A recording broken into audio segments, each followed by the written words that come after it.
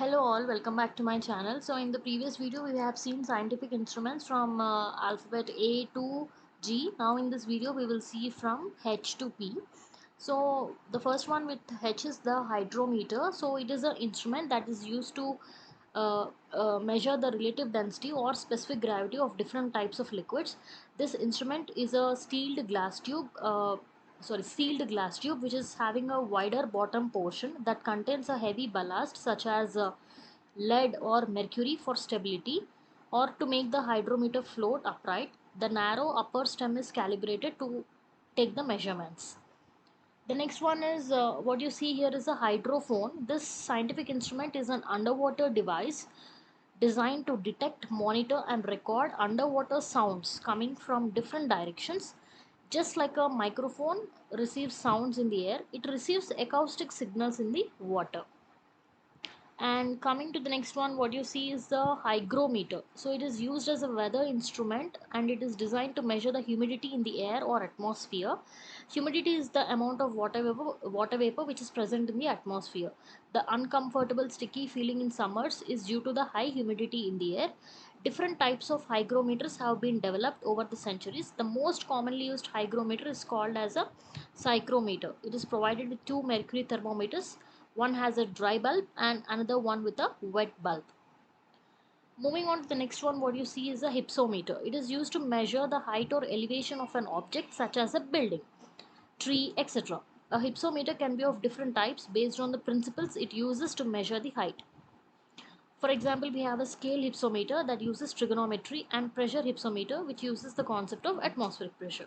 It is most commonly used for survey and by the construction industries to measure the height of the buildings and by arborists to measure the height of trees. Coming on to the next one, what you see is a Mach meter or a match meter. So it is a scientific instrument that measures the ratio of speed of the aircraft to the speed of the sound.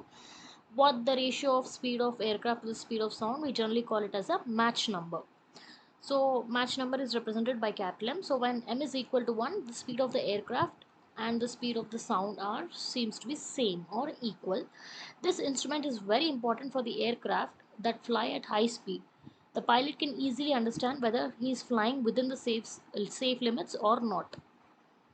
And the next one, what you see is a odometer. Basically, you see this odometer in your cars and vehicles. So it is a scientific instrument that indicates the distance traveled by a vehicle, such as a car or a motorcycle. It can be a mechanical or an electronic device or a combination of both. For example, electromechanical odometer. It is generally located in the dashboard of a vehicle. Moving on to the next apparatus, what you see is a ohm meter. So it is used to measure or calculate the electrical resistance of a circuit. The unit of electrical resistance is ohms. So it is measured in ohm. The electrical resistance of a circuit or conductor indicates how much it resists the flow of current through it. And ohm meters are of different types like micro ohm meters, mega ohm meters, milli ohm meters, etc. The next one, what you see on the screen is a ondometer. So ondometer is used to measure the wavelength and nature of the electromagnetic radiations or waves. It is sometimes also called wave meter. The electromagnetic radiation is comprised of many radiations of different wavelengths, which we also call it as the electromagnetic spectrum. And we know that the radio waves are known to have the highest wavelength and gamma rays are known to have the shortest wavelength. And the next one, what you see is a optometer. It is a device that tracks the path traveled by the light after it enters the eye, which you call it as eye refraction. If the path traveled by the light is not normal, then it is known as refractive error that may be corrected using eyeglasses or contact lenses. The word optometer is derived from two Greek words, optikos, which means sight, and metron, which means measure. And the next one, what you observe is a otoscope. So it is a specialized handheld instrument used by physicians to examine the ear, more specifically the ear canal and the eardrum. It is derived from the two words oto, which means ear, and scope, which means to view. However, it can also be used to examine the nose and throat passages in the body also. Moving on to the next one, what you see on the screen is a periscope. So it is a device that is designed to observe over or around an obstacle that prevents the direct line of sight. It works on the principle of law of reflection of light. So an object that is placed in line of sight reflects the light towards the eyepiece, making the target visible in the periscope. And it is most commonly used in land and sea warfare, submarine navigation, etc. Next, moving on to the next one, what you see right now is a most familiar instrument, what we generally keep seeing, which is known as a phonograph. So it is a device that is developed to reproduce the sound recorded on a grooved disc. It is provided with a stylus or a needle that vibrates while following a spiral groove on the revolving disc to reproduce sound.